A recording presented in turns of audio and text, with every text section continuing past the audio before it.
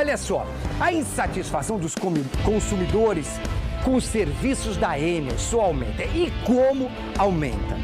Gente, e as reclamações fazem da empresa a campeã de registros nos órgãos de defesa do consumidor. Mesmo assim, a companhia vem batendo recorde aí com lucros que chegam a R$1 bilhão. Repito, R$1 bilhão nos últimos 2 anos aqui no Ceará. Aí fica a pergunta, o que você acha disso? O que você acha disso? Será que o dinheiro está voltando? Será que o investimento vem pra gente? Coloca aqui, por favor, a matéria, vai. Pablo é morador do Eusébio, mas passou o Réveillon na praia da Lagoinha.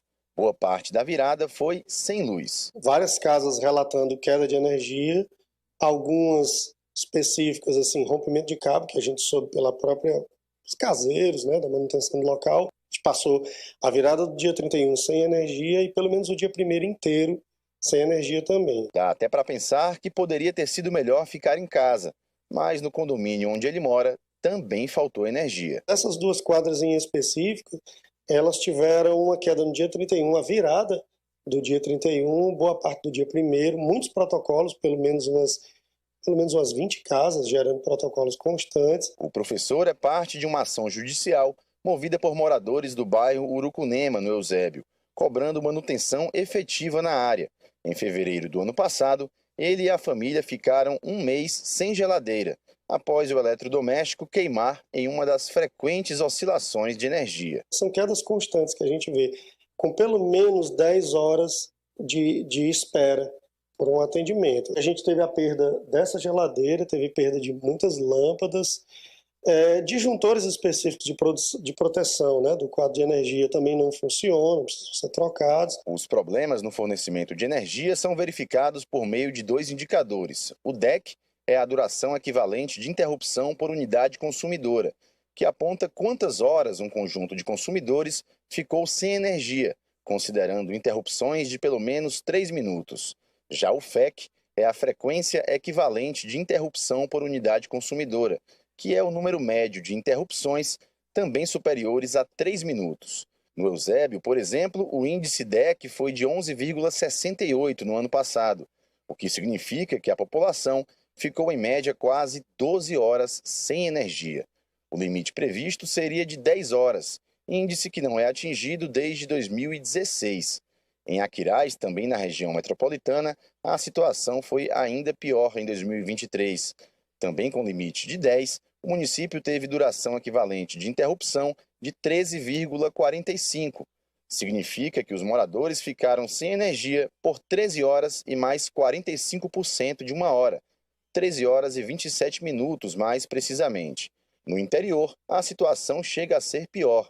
Em Cruz, que fica na rota turística de Jericoacoara, o limite era de 11 horas, mas a população ficou sem luz em média mais de 21 horas ao longo do ano passado.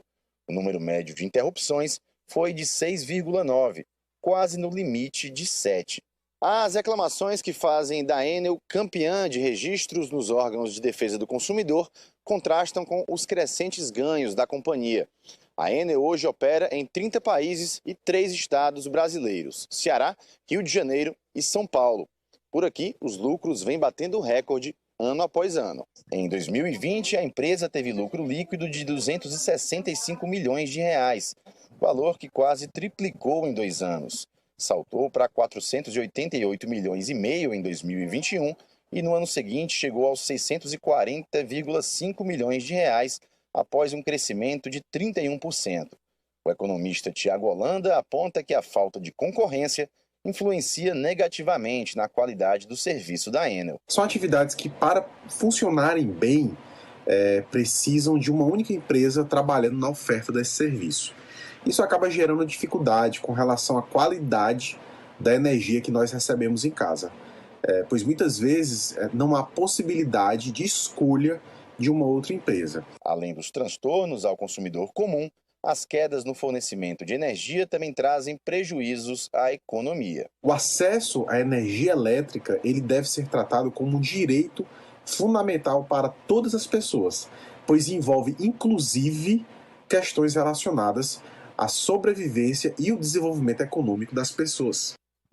Sem sombra de dúvida. Agora eu vou fazer uma observação aqui. Não quero ser irônico de jeito nenhum. Ao contrário. Mas eu acho que a Enel vai agradecer.